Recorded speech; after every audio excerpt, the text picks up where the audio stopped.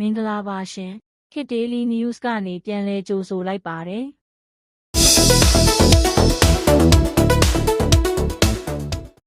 ရှမ်းပြည်နယ်မြောက်ပိုင်းမူဆယ်မြို့ပြင်ကဒေသခံတွေရဲ့မြေနေရာတွေပေါ်မှာတရုတ်နိုင်ငံကတန်မဏိခြံစည်းရိုးတွေကိုမြန်မာပိုင်နက်ထဲအထိကျူးကျော်ပြီးတိတ်တဆိတ်တိုးချဲ့ဆောက်လုပ်နေပါတယ်ပြီးခဲ့တဲ့ဒီဇင်ဘာလကစလို့ယူနန်ပြည်နယ်ရွှေလီမြို့နဲ့ထိစပ်နေတဲ့နယ်စပ်တစ်လျှောက်မှာကွန်ကရစ်တိုင်တွေစူးကြိုးတွေနဲ့ခြံစည်းရိုးတွေကိုတရုတ်ဘက်ကနေကင်းကြောင်တောင်ပြောင်ကျကျလာရောက်တည်ဆောက်နေတာပါခြံစည်းရိုးအသစ်တွေဟာမြန်မာနိုင်ငံအတွင်းဘက်ကို15မီတာကနေနေရာအချို့မှာမီတာ100ကျော်အထိတိုးဝင်လာခဲ့ပါတယ်ဒီလိုကျူးကျော်ခြံခတ်လိုက်တဲ့အတွက်အရင်ကသဘာဝနယ်နိမိတ်အဖြစ်သတ်မှတ်ခဲ့တဲ့ချောင်းတွေနဲ့ဘိုးဘွားပိုင်လယ်မြေတွေဟာအခုတော့တရုတ်ပိုင်နက်အတွင်းကိုအလိုလျောက်ရောက်ရှိသွားခဲ့ပြီလို့ဒေသခံတွေကARDသတင်းဌာနကိုပြောပြခဲ့ပါတယ်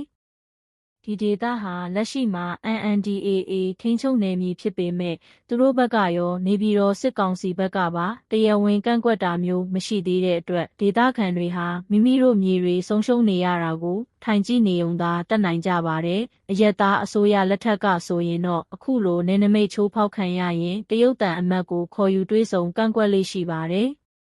ဒီလိုမြမပိုင်နက်ကိုတိတ်တဆိတ်ကျူးကျော်ခံနေရတဲ့အခြေအနေအပေါ်ပရိသတ်တွေဘယ်လိုမြင်လဲဆိုတာမှတ်ချက်ပေးခဲ့ကြပါဦးအချိန်နဲ့တပြေးညီသတင်းတွေသိရအောင် page ကို follow လုပ်ထားဖို့လည်းမမေ့နဲ့နော်